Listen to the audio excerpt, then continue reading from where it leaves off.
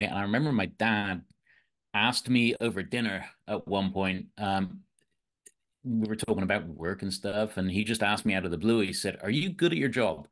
And that has stuck with me for, I don't know, 40 years now. It's like, well, maybe not quite 40, 30 years. Um, but it's stuck with me for a long, long time, and it still comes back, and I can still hear his voice in my head. And to me, that is, if you're going to spend your time doing something, be good at it. I grew up close to the ocean, and I have a passion for sailing boats and stuff. And you just gotta make sure you know where everything is. And my dad was really strict about everything has its place. And if you hear kind of boat owners, there's this phrase, everything is ship shape. But Mhm. basically, there's a place for everything and be organized. So that kind of stuck with me. What bothered me was sort of the inherent uh, class system that basically came up, and this kind of bothered me about the UK more generally, Mhm. is not a true meritocracy. It's like, what school do you go to? What accent do you have? That gives you a leg up, and that really rankled me. And I think if you're in finance, you're going to go to London or New York. If you're an engineer, certainly at the time and to some extent still now, Silicon Valley is where it's at.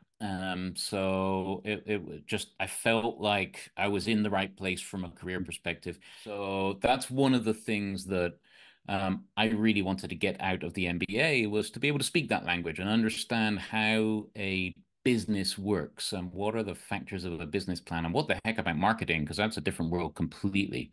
Whenever an opportunity either comes my way or I find an opportunity, I generally look at sort of three things. So, am I learning something? Am I working with great people? And later in my career, it's that the concept of a mission-driven business has become much more important to me. I wanted to learn about different businesses, different cultures, different companies, Mhm. different problems.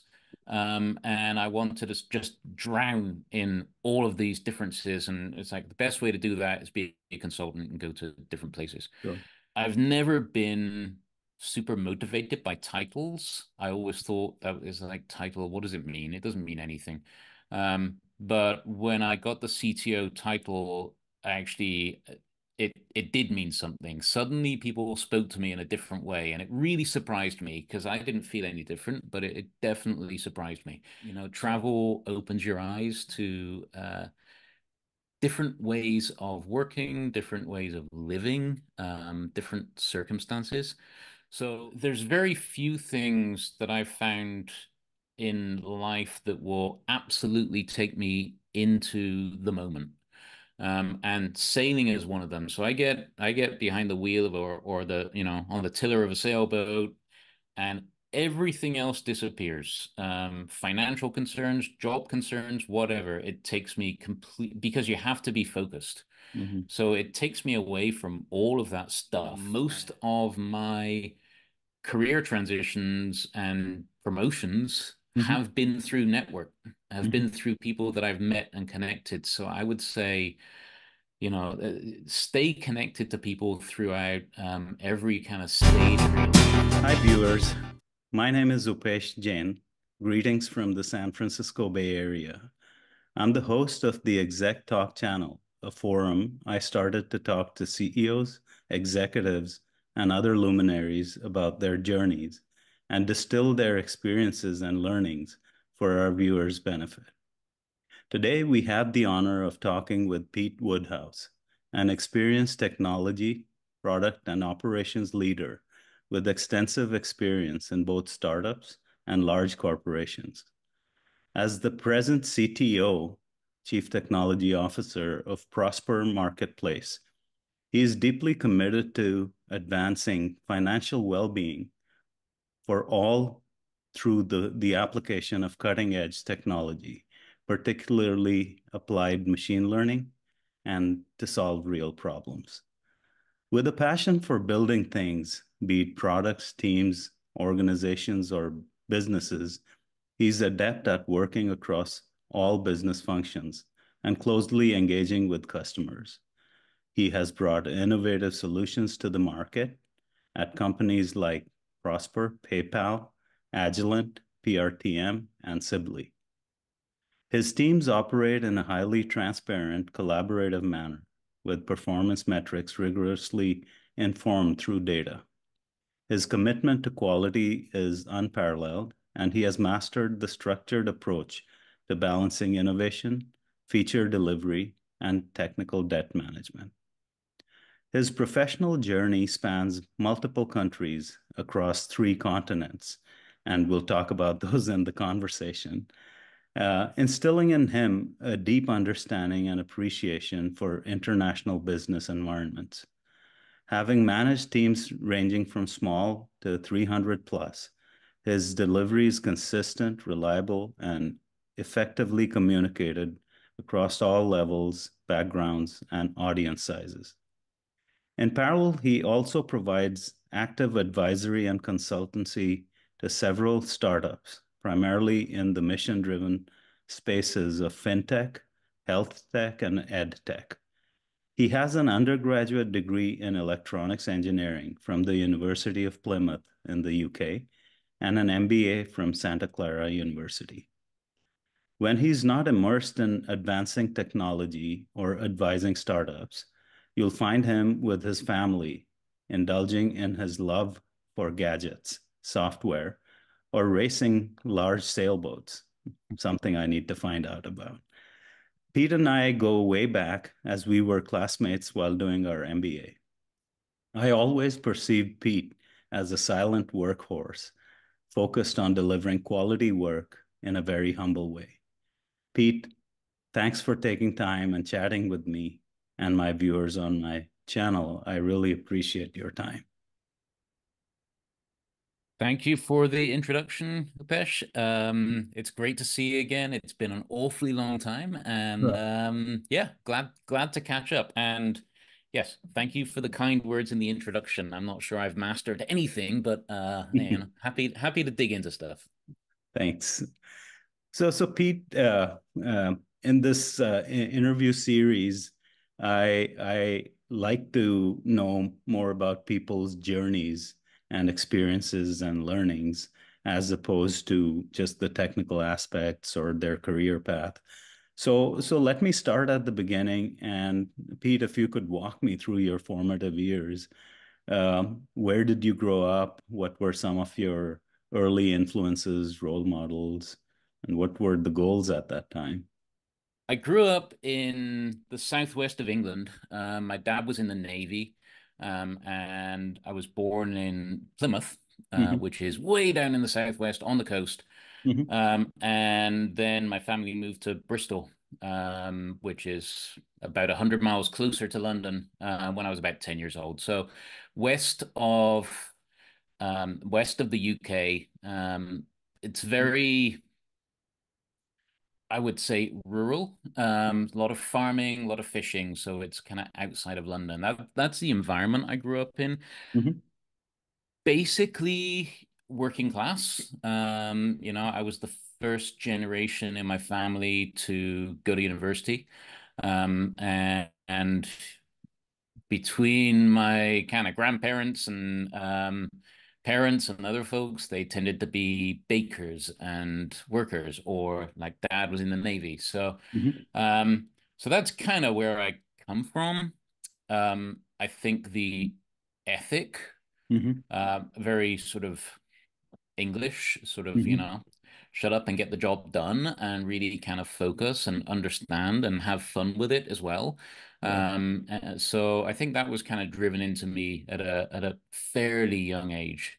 And the thing I just wrote down on my notebook here is, oh, I must have been about 22, recently graduated from Plymouth University.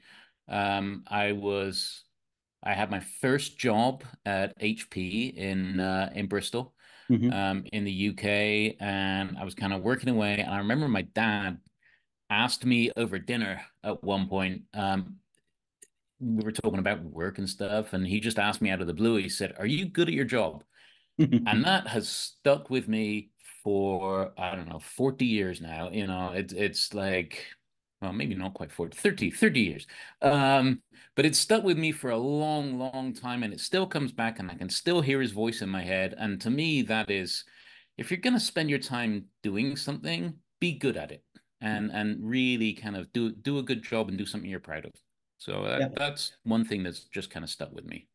Yeah, I mean, the question, as harmless as it would have appeared at that time, had a subliminal message in it, probably, It, and which has stuck with you. So that's great. And I'm sure he being in the Navy uh, also brought about some semblance of discipline and patriotism, and all that comes with joining the armed forces or the naval forces. So, any comments on that at all? yeah, I'll say a couple of things.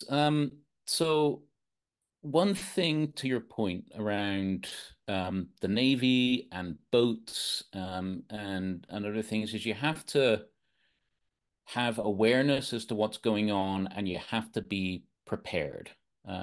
So, I grew up close to the ocean, and I have a passion for sailing boats and stuff. And you just gotta make sure you know where everything is. And my dad was really strict about everything has its place. And if you hear kind of boat owners, there's this phrase, everything is ship shape. But Hmm. basically, there's a place for everything and be organized. So that kind of stuck with me. Um, on the flip side, Hmm. part of the reason I didn't end up in the Navy, and a long time ago, I actually went through the interview for British Royal Navy officer, and it didn't click with me. What bothered me was sort of the inherent uh, class system that basically came up, and this kind of bothered me about the UK more generally, Hmm. is not a true meritocracy. It's like, what school do you go to? What accent do you have? That gives you a leg up, and that really rankled me. And I Hmm. think that's part of what drove me to the US to be. Now, I know it's not a true meritocracy and not everybody's equal. I've learned that as we go, but more so than traditional. And then Hmm. growing up with a naval background, obviously that was just really strong, and the officers spoke with a particular accent, and just kind of didn't Hmm. work for me. I feel everybody should kind of be rewarded on their own merits and the basis of their work. Right. So yeah. That's been my observation too, because I immigrated from India a long, long time ago, and uh, you don't necessarily have to do your time to reach a certain level.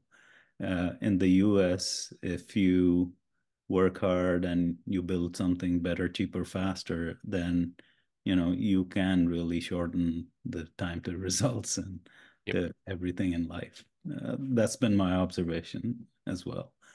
So that's great, Pete. Yeah, my next question was to ask you about how did you decide to come to the U.S. and did you transfer through HP at that point, or and when you did, what changes did you find in the living environment and the work environment, and how did you adapt personally and professionally, and what did you think of the Silicon Valley culture? Um, so keep me honest because I may forget parts of your question. I always had ambition to work in a different country. Mhm. Maybe part of, you know, dad being in the Navy and going to different places and telling all his stories about being around the world. I've always had a passion for travel and being in different places. So I remember being a teenager and being in the school library and looking at newspapers because we had newspapers back then. And ads in the newspaper for engineers in different parts of the world. And I remember talking to my friends like, I'm going to go to wherever. And Mhm. So it was always a um, an ambition to live and work somewhere else and have an international aspect to my career. Hmm. Um, and the US was always very interesting to me, both from a technical perspective, and I was working for HP, which was an American company. Right. Um, so all of those kind of pieces were there. I spent about a year living in Grenoble, France, and I actually was looking around to move within HP, the company. I had an offer to move to France permanently Hmm. and an offer from HP to come out to Palo Alto and work there. And they both came in the same day. So again, it was a relatively easy decision to go somewhere. The choice between France and the US was surprisingly hard, but Hmm. just because of distance and Right. proximity and to family and things. Hmm. But HP made it super easy for me. So I came over initially for 4 months. Hmm. So I know people have much harder journeys. So this one was super easy. Came over for 4 months. They extended that to six, no, to 8 months. Hmm. Then they extended it to 2 years, and I've been here for I don't know, coming on 30 years now. So yeah, I just loved it and I stayed.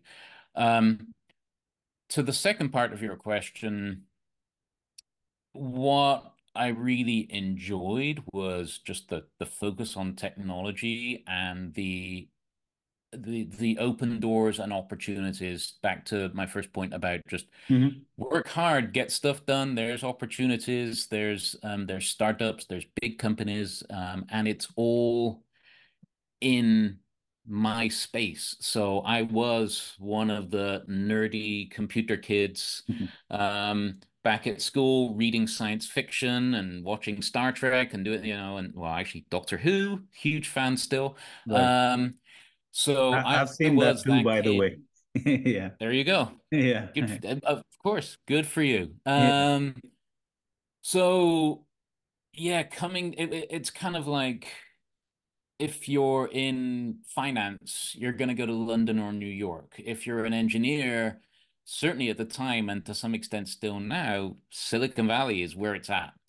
So it just I felt like I was in the right place from a career perspective. And then from a outside of work perspective, yeah, I'm big into sailing and it's perfect. Yeah. So Yeah. so the opportunity to get outdoors and the weather here is pretty nice. So Okay. that's part of the reason why I stayed. Compared to the western part of England, for sure. Right. Exactly. Yep, exactly. So you were literally in utopia as far as engineering was concerned, and yeah, from the sailing point of view, etc. So I take it Yep. adapting wasn't that hard. No, it wasn't hard at all. And I was fairly young at the time and getting into uh small things were uh, complicated, like the fact that there's no public transport to speak of Hmm. here, but it was really the small things. It was a fairly easy transition. Sure. Okay. So I want to shift gears now to the MBA program that we did, and what were your learnings from that, and did you get to apply it to your subsequent journey? Yeah, so it was a great program. Hmm. Um, one of my regrets is not staying in touch with the cohort as much as I would have liked to. But it was a great program. I was back and forth whether I should do a master's degree in engineering or an MBA, and management was so I really wanted to be a good manager, a good leader. I had a passion around it. I felt that I had some good natural skills, but we can always improve. So that really drove me towards the MBA. And then what I wanted to achieve was just learning stuff, but also learning the language. So the language of business. Mhm. So I think when I was taking the MBA, I was a senior manager or maybe just early promotion to director at Agilent at the time. And my boss was asking me to put together budgets, right? And we were starting to talk about, well, capital expenses versus, capital versus expenses, and how are you going to balance that? And what about this? And it was a foreign language to me. Mhm. So that's one of the things that I really wanted to get out of the MBA was to be able to speak that language and understand how a business works and what are the factors of a business plan and what the heck about marketing, because that's a different world completely. So that was kind of one of the big drivers, and it was a great program. I loved some of the other aspects of the program that I didn't expect to, like the weekend at the end was super fun and really kind of powerful, kind of the capstone weekend that we went to Mhm. Seascape, I think. Yes. So yeah, it was really good program, and it introduced me to a lot of people, a lot of the faculty at Santa Clara, Barry in particular, great person, but not just Barry. I think the faculty were great, and it helped me really figure out that this is what I wanted to do, right? So leading organizations was really what I wanted to do more of and get even better at through experience. So Right. yeah. Yeah, and just to add my perspective to that, I think when you're in engineering and you transition to management, you discover it's a different beast, right? And uh, from wondering what did other people do to when you're in those shoes, it's a different perspective, right? So that was one aspect that management is not as easy as it seems.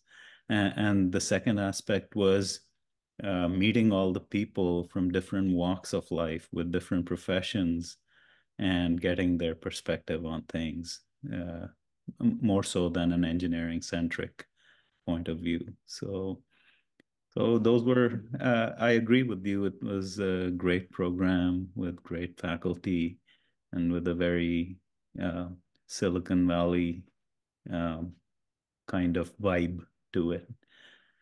Okay, so since then, I mean, you've worn many hats, right? You've transitioned through many companies.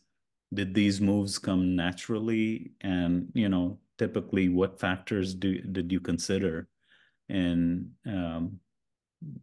your professional journey? Yeah, great question.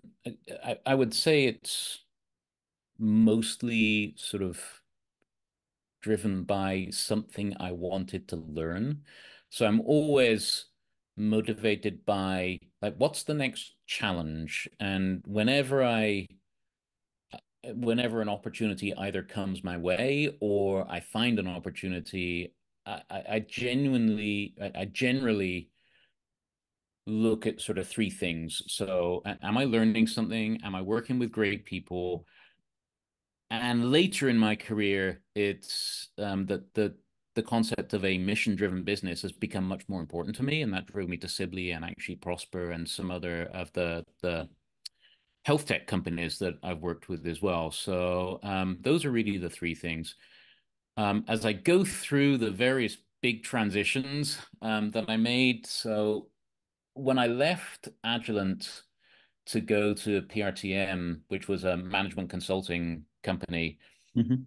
Actually, I don't know if you remember, but we had a guest speaker at the MBA Mhm. program. His name was Ed Yu, Mhm. and he worked for PRTM, and he should be on your list, actually. And he really inspired me. It was one of my favorite guest speaker episodes of the MBA program.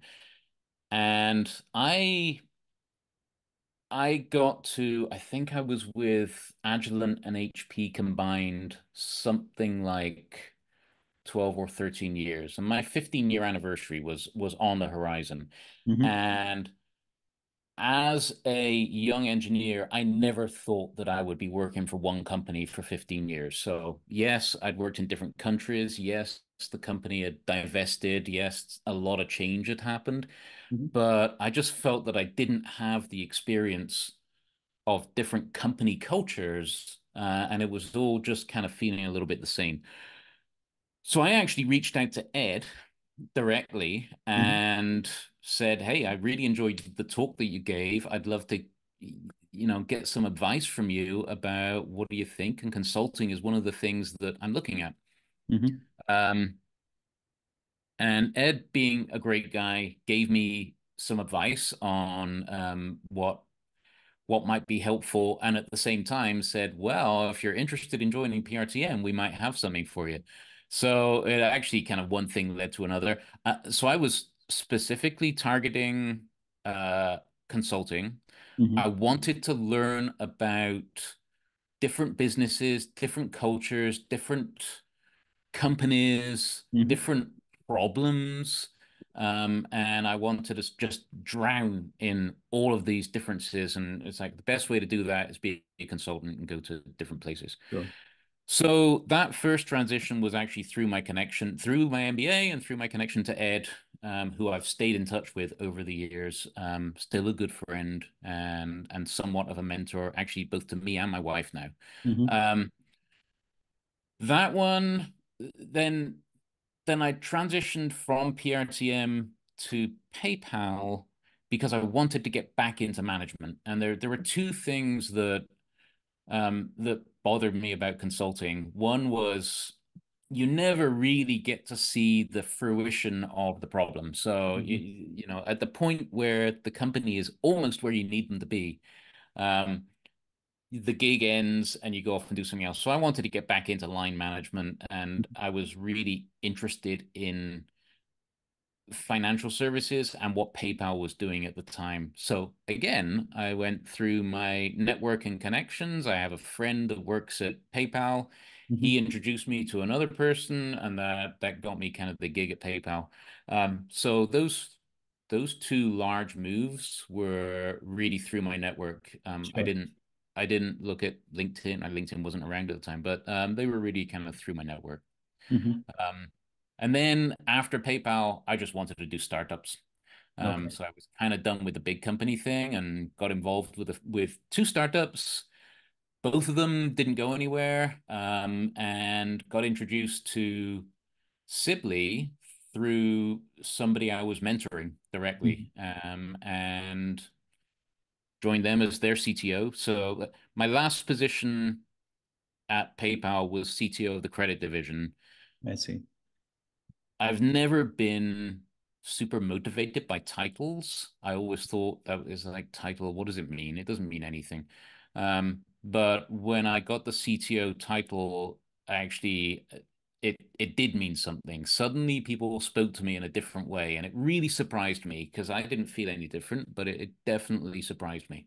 So that CTO title, it is something different, much more than a VP of engineering or anything else. Hmm. So that was a learning through my career. Is it And because, yeah, sorry to interrupt, is it because the CTO role kind of comes with a vision aspect to it and, kind of a trailblazing aspect to it in terms of taking the company of which you're the CTO of to a particular direction or something like that, versus a VP of engineering who would be, just making a product cheaper, better, faster, on time, that kind of thing. I think that's a big part of it. Yes. I think another big aspect. So to be clear, at PayPal, I was basically a divisional CTO. Hmm. Um, but the distinction in the role is really um, for many of us from an engineering background or from a technical background, it's only when you get to the CTO level that your boss and your peers are not technical. Prior Hmm. to that, there's always some technical person that is kind of on top. And that was eye-opening to me. Is like suddenly Hmm. I have to make the decisions. And now back to my point about knowing the language of business. Hmm. I can talk till I'm blue in the face to my peers or to my boss about the benefits of technical debt management or the reason that we need to do a replatform. They're not going to understand it, right? And it's not really their job to understand it. I need to talk in their language, in business terms, as to why this project is going to be valuable for the company. And that is different when you're at the CTO level versus any other level kind of below that. I So I see. think that's the big difference. Okay. Uh, that's great. So, pretty much all your transitions were through word of mouth or, people you knew, as opposed to you seeking something and then making the transition. I mean, the seeking something came as a byproduct or your desire to do something, and then it was mostly people who you networked with to land the opportunities. So, Yep, all except this last one. yeah.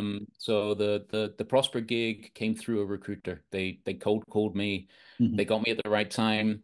And I loved the management team. I wanted to move back into fintech. So that every other move was through a network and a connection and was somewhat self-driven. Yeah. This last one came out of the blue through a phone call. Okay. The reason I was asking you this was so that our viewers can benefit by, your example and kind of apply it to their lives. So that was the reason for asking that. So Pete, you know, when you're not working, I mean, you've already told me you love sailboats. And the other aspect that I mentioned in the intro was that you lived on three different continents and in several different countries. I don't know if you lived there or you like visited as part of your consulting. Can you tell me a little bit about those experiences? Where all did you live, or because I believe in the fact that travel does make your mindset richer and more open. Uh, so any words on that? And then So yeah. I firmly believe that too. That travel opens your eyes to different ways of working, different ways of living, different circumstances. So very specifically for me, I started my career, as I said, in Bristol, England. Hmm. Hmm. Um, I spent about a year in Grenoble, Hmm. France. So the kind of lovely place. It's in the mountains, near the Swiss border. Best cafeteria of any place I've ever worked. So it's a really, really nice location. Hmm. Um, and then obviously the US. And then when I was at PRTM for about 8 months, I had a contract in South Korea. So I was traveling there. I was spending more time there than I was back at home. Wasn't actually living there, but a lot of work.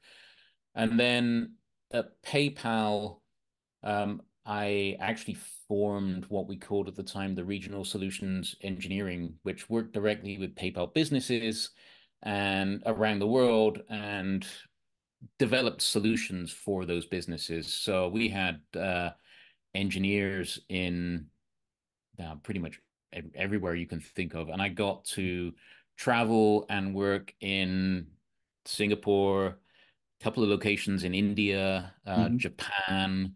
Never made it to China. Hmm. Um, Across the US, and then Israel, most countries in Europe, Hmm. in one form or another. So a lot of experience in kind of working. In fact, Australia and New Zealand, I never got to, but we did manage some projects there Hmm. within my team. And like I said, China, I actually never made it to. So, but a lot of other places.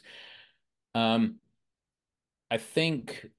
what I learned was, in some extent, there are some fairly big differences in the way work gets done, but they're mostly surface level. So the Mhm, way people communicate, the way that, um, for example, in a lot of Asian countries, mhm, when somebody is nodding, mhm. it doesn't mean necessarily they agree with you. It means they've heard you. And that's something that I learned very much in Japan, where a whole bunch of people are sort of nodding along, and you think, yeah, they're agreeing with me, and then they speak, and they're actually not agreeing with you, but they've heard you. Right. So I really enjoyed working with those different cultures and learning the idiosyncrasies. I'll tell you a funny story about Korea, Mhm. where we were we were designing an organization. So we were trying to set up an innovation organization at this very large company. Um, and I grab a pen and start drawing on a whiteboard and putting people's names and structures and things on this whiteboard. And the pen I chose was red. And everybody in the room is looking at me. And I guess in Korea, writing somebody's name in a red pen is some form of a curse, and it means Oh. death. And I felt awful. Um, and they understood. It's like, okay, it's the dumb English person. But so understanding some of those and being able to laugh about it, apologize, be humble, Mhm. learn how work is actually done. It's just like super fun. And then what I love about working with technology organizations is once you get to a certain level, it's all kind of the same, and everybody can work on, a complicated technical problem and get to an answer. Right. So, yeah. Yeah, that's amazing how you have microcultures that might be unique. But just like you, I have had the opportunity to travel diversely. And one thing in the end that sticks with me is that, at the end of it, all human emotions are the same, no matter where you are, and people's careabouts are give or take pretty much the same. Yep. So, yeah, and that's what makes it so wonderful. So, thank you for that. And now, if I might ask you about your love for sailboats, and 'cause I've been a swimmer, but I've never sailed a boat. So I've been on boats, but never sailed one. So some of my friends have. So I'd like to get your, view on that. Why is it that you derive pleasure, uh, and how is it that you got into it? Um, so there's a joke about sailing, Mhm, which is if you want to know what it's like to go sailing, mhm, you get dressed up, fully clothed, get in a shower, turn the water on to fully cold, mhm, and then stand there tearing up $20 bills slowly, mhm. right? And have somebody outside of the shower saying, "You're doing it wrong, you're doing it wrong," which is so that's basically what sailing's like. Um, so I grew up around boats. I always liked the had model boats as a kid, so I always kind of liked the concept of boats and the ocean, and obviously there's a factor of my dad in there as well. Mhm, Um, but really the what I love about sailing in particular is the fact that it's physics, right? mhm, So basically a sailboat is the same physics as a wing. So in many ways you're flying basically, which is how you can go somewhat into the wind. mhm, Um, so there's the physics, there's the nerdiness of it. I mean, there's all sorts of gear and mhm. strange words and technology, and I don't mean electronic technology. I mean Mechanical. Yeah. technology of Mhm, sails and materials and carbon fiber and all the rest of it. Um, There's the performance aspect with the variability of things you just can't control. And this is where I'm going to get a little bit, I don't know, preachy or consultancy, but with a sailboat in particular, yeah, you can prepare the boat as much as you want. You can buy a really fast boat, but at the end of the day, you're at the mercy of the wind and the waves. And having that sense of awareness as to where is the environment taking you and how can you control where you need to go. And sometimes if you need to go, dead ahead and the wind is coming dead ahead, you can't go there. You have to go there and there and there. And I find that there are all sorts of metaphors for life and for work associated with that, with the things you Mhm. can control and the things you can't control, and the reason to be prepared. Right. Um, to get a little bit less philosophical, Hmm. there is there's very few things that I've found in life that will absolutely take me into the moment. And sailing is one of them. So I get behind the wheel of or the on the tiller of a sailboat, and everything else disappears.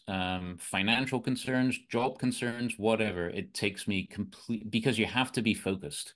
Hmm. So it takes me away from all of that stuff and gets me in a mode which I think is very healthy. And I firmly believe everybody should have something like that, whether it's playing a musical instrument or a sport or Hmm. going for a hike or something that takes you just away from everything and has you focus. It's super important to me.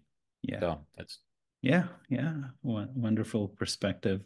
Any ambitions to participate in the Oracle uh, boat races that happen here in the Bay Area?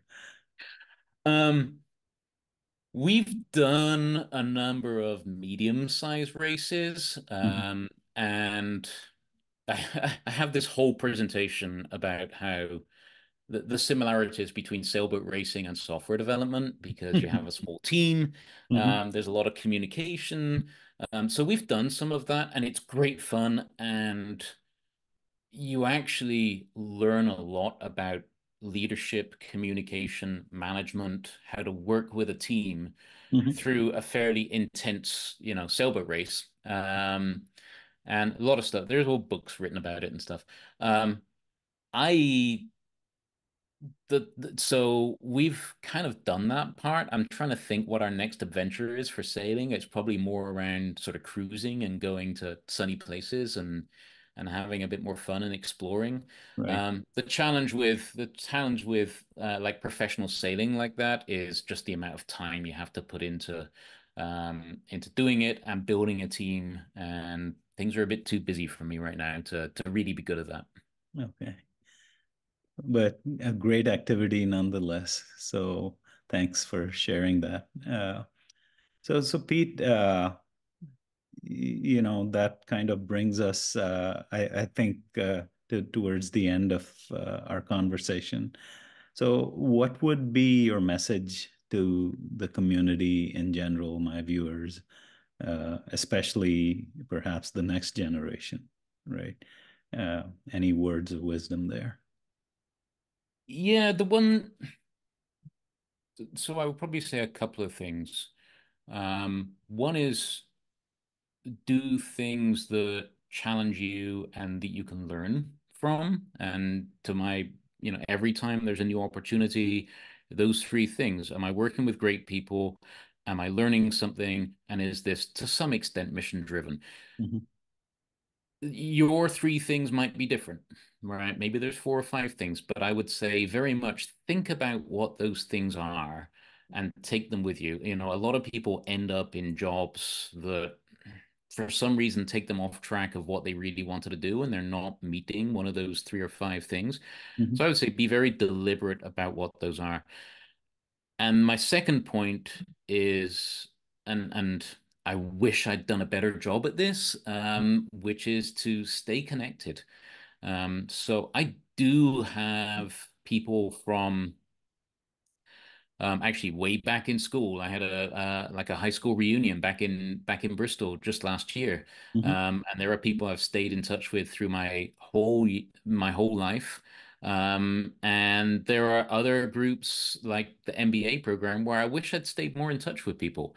Right. There were some great people, and I just, for some reason, got wrapped up in work. So, as you've heard me speak, most of my career transitions and promotions Hmm. have been through network, have Hmm. been through people that I've met and connected. So I would say, stay connected to people throughout every kind of stage of your life. And it's so much easier now than it was when we were out there because, the Right. LinkedIn wasn't there and other things weren't there. So that'd be my one piece of advice is stay connected. You never know. And if somebody from your network reaches out for help or advice, give Hmm. it because I'm a Right. big believer in paying it forward and karma. So I help people a lot with either mentoring or advice or connecting them with other people in my Yeah. network. So Just yeah, giving your time, right? yeah. I mean, uh, I totally agree with you. I mean, to your defense, I think life happens, right? And we all get busy. And, just take us, for example, we're connecting after a while. But uh, I think, this could be a call to action for some of our cohort as well. I think an informal chat like this can become a medium of disseminating a lot of learnings and just enriching other people's lives by experiences that you might have had. So I encourage to network and for our classmates to kind of participate in this as well. But at this time, Pete, I really enjoyed this conversation. It was, I think, very honest and informal. So I really appreciate you taking the time and, kind of reaching out and sharing some of your experiences with me and your journey. So I think I'll cherish this, and of course, my viewers will definitely benefit by this. So thanks again, and I'd like to wish you all the best in any endeavors that you do going forward. And if I can be of any help, please don't hesitate to reach out. Thanks very much, Upesh. Same to you. I really enjoyed the conversation. I could have gone on for hours. And thank you for reaching out and thank you for the insightful questions. Thank you, and please stay in touch. Absolutely. Thank you.